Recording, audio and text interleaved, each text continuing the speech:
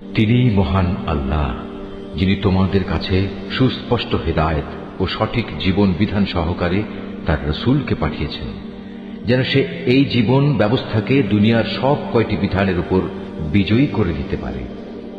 মুশরিকরা এই বিজয়কে যত দুঃসহই মনে করুক না কেন, হে ঈমানদার লোকেরা, আহলে কিতাবদের বহু পণ্ডিত ও ফকির দরবেশ এমন আছে যারা অন্যায়ভাবে সাধারণ মানুষের সম্পদ ভোগ করে।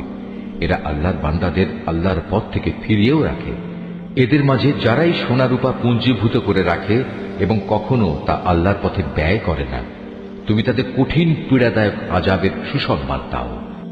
এমন একদিন আসবে যেদিন পুঞ্জীভূত সোনা রূপা জাহান্নামের আগুনে উত্তপ্ত করা হবে।